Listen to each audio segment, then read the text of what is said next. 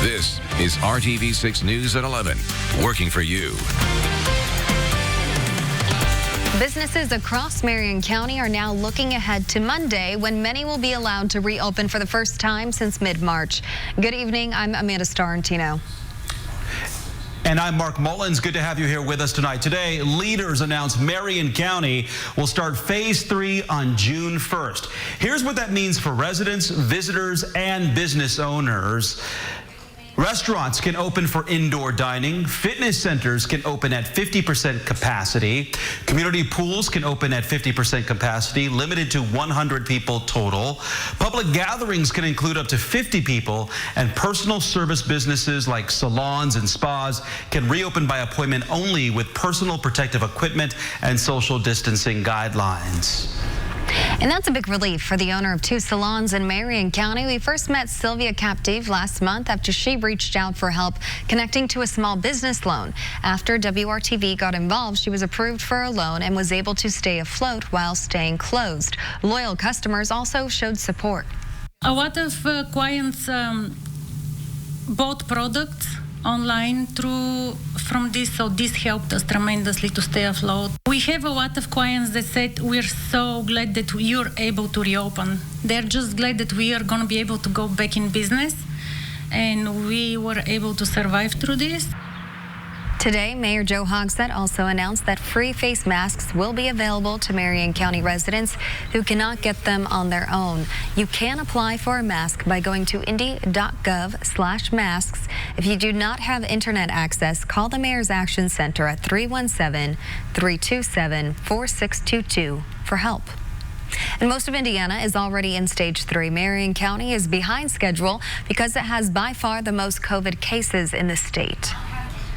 Rent is due in just a few days for families and small businesses who rent out residential and commercial space across the state. And since many Hoosiers and businesses are struggling to make ends meet right now, Governor Holcomb has extended the state's moratorium on evictions until June 30th. But after that, it's unclear what might happen to those who still owe rent money. RTV6's Cornelius Hawker is taking a closer look at the rent struggles that 2 businesses are facing and what lawmakers might be able to do to help. 2 Muncie businesses, both trying to make ends meet during the pandemic. I need to, find out how am I going to make my rent. When we get there, we're going to get there. Queer Chocolatier's landlord was firm on rent. It was due despite the chocolate shop being closed. Morgan Roddy is the owner. My landlord was not open and accommodating in any way whatsoever. But Mark 3 Tap Room was given a break to try and figure things out. Natasha Martz is their owner. I feel very lucky. We are blessed to be in the spot that we are in. Both businesses have received support from the community, but this situation has some people asking whether mayors or city councils could enact rent freezes for tenants. The answer is no. The law now in Indiana prevents local governments from regulating rent on any private property. That must be done by the state's General Assembly. We have laws on the books that preempts local folks from making decisions. Senator J.D. Ford says this pandemic has shown he and his colleagues need to address this issue in next year's legislative session. We need to be doing everything we can to keep small businesses in their space. With Republicans holding the majority in both chambers, any legislation Senator Ford puts forth will need bipartisan support. Those friends on the other side of the aisle, they say that they're for small businesses, right? And so this is an opportunity for us to really come together to really show them that we are for small businesses. People are nervous and scared, not only about small businesses trying to stay in their space, but also private, regular citizens just trying to, stay in their apartment or stay in their home. We need to have tenant rights more strongly supported and a rental registry to know who is our absentee landlord. Morgan knows not much can get done until the next legislative session, but that isn't stopping her from pushing for changes now to help out renters. There needs to be some way of leveling the field, and if I can even take some moment of this process to really take advantage of that, that's part of what I'm going to try and do. Working for you, Cornelius Hawker, WRTV. Well, Cornelius did reach out to state senators and representatives from both parties over the last 2 weeks, but Senator Ford was the only lawmaker who agreed to an interview. If you're worried about paying rent or your mortgage after the financial impact of the pandemic, there are ways to get help. HelloLender.org and HelloLandlord.org can help you generate formal letters for your landlord to let them know you're running into trouble. You can find additional resources to help make ends meet right now at our website, theindychannel.com/rebound. Now to the latest toll the COVID-19 pandemic is taking on Hoosier lives. 1,871 people in Indiana have died, according to the state health department. 21 newly reported deaths happened between April 14th and yesterday, and more than 235,000 people have been tested for the virus. Just under 14% of those have tested positive. And new at 11, there's a crisis in Indianapolis that has been overshadowed by the COVID-19 pandemic, an increase in deadly violence. People should be safe inside their houses. Our children should be safe on their porches, playing in their yards. That should be the case here and everywhere else. And in some of our neighborhoods, it's not. Impd has investigated 68 criminal homicides between January 1st and yesterday. There were 43 criminal homicides in that same time frame last year. WRTV reached out to the department for perspective on this trend. Assistant Chief Chris Bailey tells us a spike in deadly violence started in November and December of last year and carried into the new year. He says it leveled out in March and April before skyrocketing in May. In some of this year's especially disturbing cases, the victims were innocent children. We see it how it's impacting our young people, which is even more troubling in some aspects, especially when you have innocent kids who are where they should be in the safety of their home are hit by stray bullets. And, that's due to the reckless behavior of people with guns. Last night, an infant was struck by a stray bullet on the east side. He is expected to survive, but in separate shootings within the past 2 months, 2 young people were killed by stray bullets. Police say 16-year-old Nia Cope was riding in a car with her family near 38th and Arlington when she was shot on May 3rd. And detectives say 8-year-old Roderick Payne Jr. was eating dinner in his home on North Tacoma Avenue when he was struck and killed on March 31st. There are no reported arrests in any of those cases. Bailey says it's up to the community and police to change that. In a couple of our cases, we've gotten zero information, and we know there are people out there that know who pulled the trigger in these cases, and they refuse to come forward, and that's shameful. That's shameful, and it's unacceptable in a civilized society. Some of that's on us. We have to build better relationships in our community, too. Those most impacted by violence have the most distrust in law enforcement, and we have to own that part on us to help build those strong relationships so that we can work together to solve this problem. While the homicide rate is up in 2020, police say overall crime is down in Indianapolis. You can find a more in-depth report on this complicated issue on our website at theindychannel.com. A deadly Impd shooting is one recent incident that has fractured the department and members of the community. Today marks 3 weeks since a Metro police officer shot and killed a man on northwest side of Indianapolis. This afternoon, people wrote messages in chalk outside of the city-county building in support of Dre'Jon Reed. Investigators say Reed led police on a chase, then exchanged gunfire with an officer when he was killed on May 6th. Attorney Fatima Johnson says the family simply wants answers. 21 days since Dre'Jon Reed was murdered, and there are no answers, and there are more questions. Or who killed Dre'Jon Reed? Why was Dre'Jon Reed murdered? We know that he was murdered. The question is whether it was justified or whether it was unjustified. Days after the shooting, Mayor Joe Hogsett requested the FBI and the U.S. Attorney's Office monitor the investigation into the shooting. Hiring Hoosiers is sharing career training opportunities for those who might have had their plans derailed by the coronavirus pandemic. An Indiana nonprofit has created a challenge to take the place of tech internships for thousands of Hoosier students. RTV6's Cameron Riddle introduces you to an IUPUI student who is ready to take advantage of this unique program. If you made a list of the things coronavirus has canceled or postponed, you'd probably run out of paper. But in that list would be thousands of canceled internships college students were looking forward to this summer. I was looking forward to interning at Angie's List, where I was going to be in their cybersecurity department, learning hands-on skills and a variety of things. Jessica Sebastian will be a senior at IUPUI this fall, with plans to graduate next year with a degree in computer information technology before getting a second degree in law. But like at most colleges, landing an internship is a requirement to graduate. But the global pandemic caused her internship offer to be rescinded. After I got word that my internship was dropped, I was super bummed, and I was frantically looking for something that I could kind of fill this gap because, like you said, internships are required for us to graduate. I was honestly really sad. I was really down and out. And then the phone rang with an opportunity to save Jessica's summer and career track. TechPoint, a nonprofit that brings together Indiana's tech companies, is helping college students who've lost their summer internships due to coronavirus cuts through its SOS Challenge. The goal is to provide 500 students with paid replacement internships. 500 people, isn't that crazy? 500 of us students across various different platforms, we get to join in on this opportunity for the summer to actually make a difference. The interns will be issued a team challenge to solve real-life issues caused by the pandemic.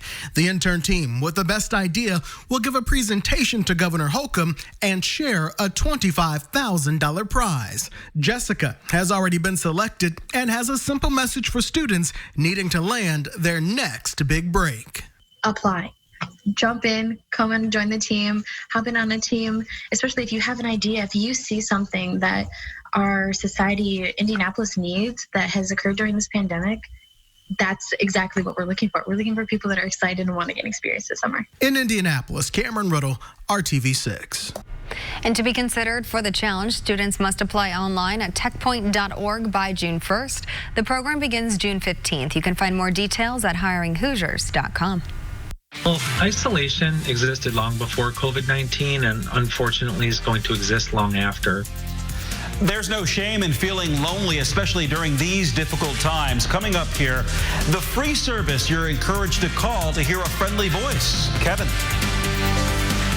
I'm ready to share several reasons why this will be a beautiful weekend. Cooler temperatures is just one of those reasons.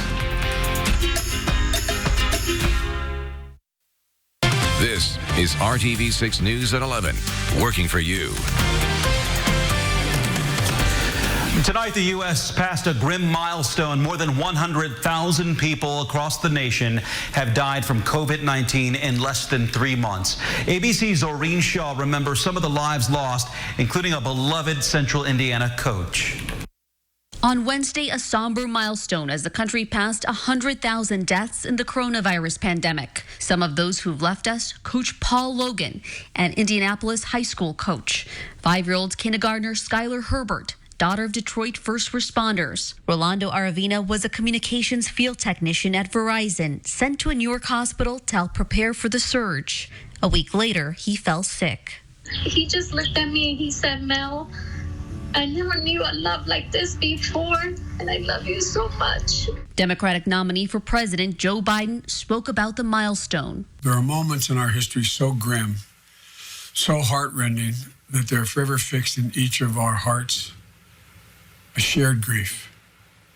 Today is one of those moments. The moment is muddled with mixed messages from the White House. President Trump made no mention of those lost during his trip to Florida, but he was seen again without a mask. The same day his top infectious disease expert, Dr. Anthony Fauci, talked about why it's important. I mean, I wear it for the reason that I believe it is effective. It's not 100% effective. I mean, it's sort of respect for another person and have that other person respect you. You wear a mask, they wear a mask. You protect each other. Those masks, gloves, and temperature checks being used by many businesses, including salons, as most California counties open up. Major theme parks also implementing safety measures like SeaWorld in Orlando and Disney, ABC's parent company, planning Disney World's phased reopening, both on July 11th. Well, I think what's going to look different, first of all, is going to be the presence of masks on all the cast and all the guests. That's obviously going to be a very different look and feel. You're going to see a lot less density than you normally might see at a Disney park. More precautions to avoid more of these heartbreaking milestones. Dr. Fauci says he is also optimistic that a vaccine could be ready by the end of the year. Soreen Shah, ABC News, Los Angeles. RTV6 is helping you rebound and manage the stress this pandemic has brought to our world and into our households. For weeks, kids have been cooped up in the house, looking at screens and complaining they're bored. Carmel mom Lisa Berry is using a fairly new app called Busy Kid, and it's helping keep her children busy while teaching them responsibility and money management and appreciation. The app is also providing a mental break for mom and dad. And on top of it, I think it cultivates a really great work ethic in kids. You know, they start to realize that unless they show up for the job, they don't get paid, and they only get paid once a week. So it starts to teach them some patience and building towards a goal, not just immediate gratification. Lisa has been using the Busy Kid app to assign chores to her 3 kids. If the kids do a good job, on Fridays they get paid a small amount. The Busy Kid app gives the kids a chance to practice earning a paycheck, budgeting, investing in stocks, donating, using a debit card, and shopping online on a budget. The Busy Kid app is free and available in iOS and Android app stores. Loneliness and isolation are 2 major side effects of social restrictions and precautions in place due to the pandemic. A service that launched at the start of the crisis aims to help people who may be feeling alone. You can request a phone call just to chat through the friendly voice program. The AARP created the program, but it's open to people of all ages. Volunteers have made 3,000 calls in 2 months. They are trained to keep conversations positive. That there are some people that are literally staring at 4 walls and have been staring at 4 walls for 2 months. So if the conversation starts to turn negative, what the volunteer voice does is help steer them toward a more friendly and hopeful conversation. The calls are free. For more info, go to aarpcommunityconnections.org. The community continues to show support for senior citizens across central Indiana. Nursing homes and long-term care facilities have been hit hard by COVID-19.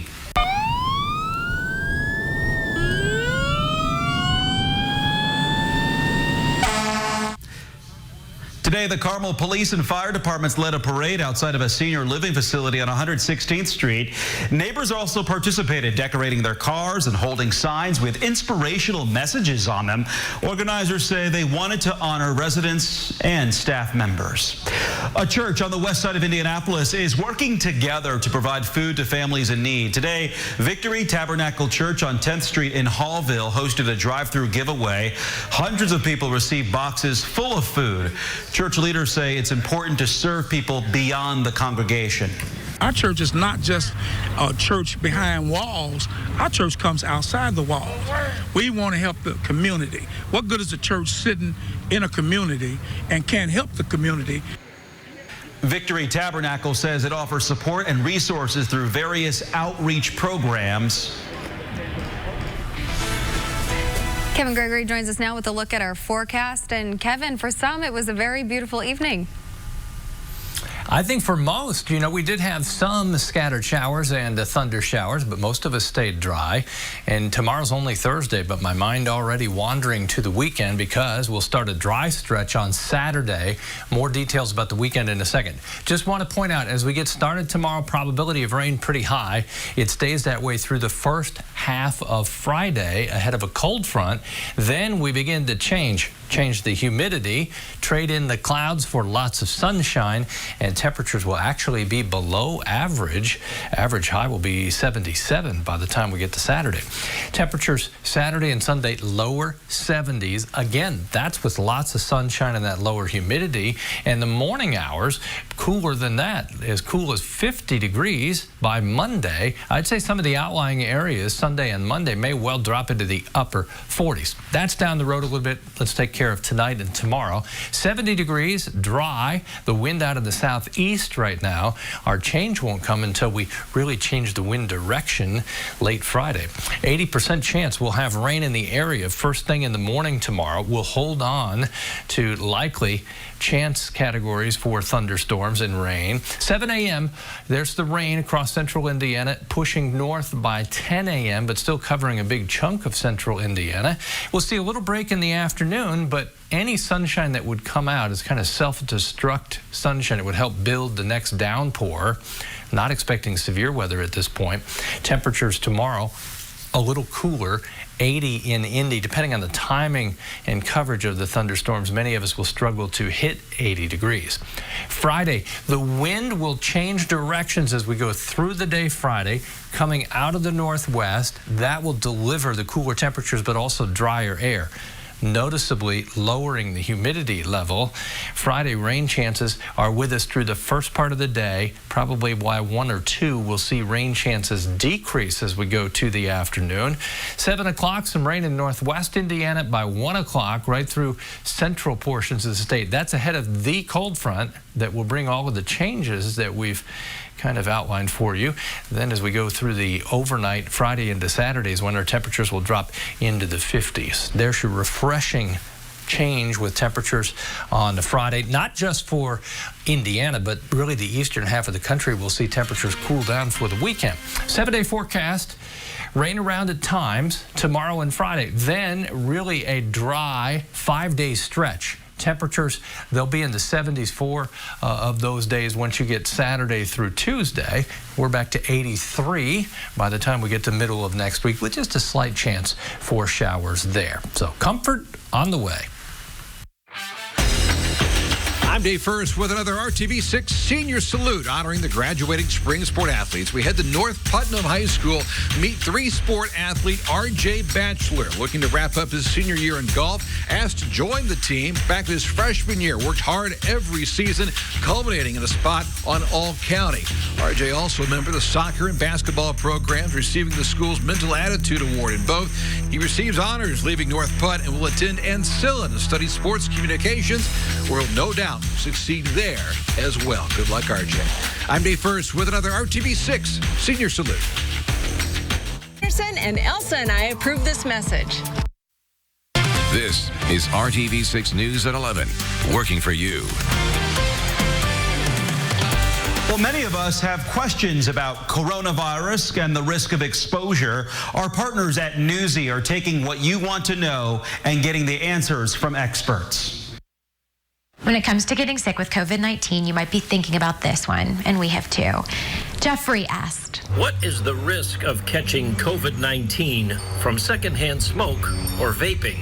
We asked the experts. Their take: contracting COVID-19 from secondhand smoke or vape is medium risk. What you don't see is all the little micro droplets, all the little small water particles of sputum or phlegm that get thrown into the air every time they do a cough, a sneeze, or maybe even a vigorous exhale. You could potentially be at higher risk for COVID if your lungs were compromised as a result of smoking or vaping. So higher risk of complication, but you're not necessarily going to catch COVID from secondhand smoke or vaping. Theoretically, if someone were breathing out a large amount of virus and you were in very close contact with them, it would be possible. I think the bigger risk obviously would come from if you were sharing cigarettes or e-cigarettes or other vaping devices with someone who was infected. For sure, you could get infected by doing that. And so we would recommend people not to share those types of things. In fact, it seems like a really great time for people to quit smoking. If you have a question about your risk, email a video question to whatstherisk@newsy.com. IndyChannel.com/rebound. Rain chances go up right around sunrise tomorrow. Temperatures will stay in the 70s mark with periods of rain, maybe an isolated thunderstorm. That could still be a nice day there. Thank you, Kevin. And thank you for choosing RTV6 News at 11. Good Morning Indiana comes your way at 4:30. Until then, we hope you have a great evening.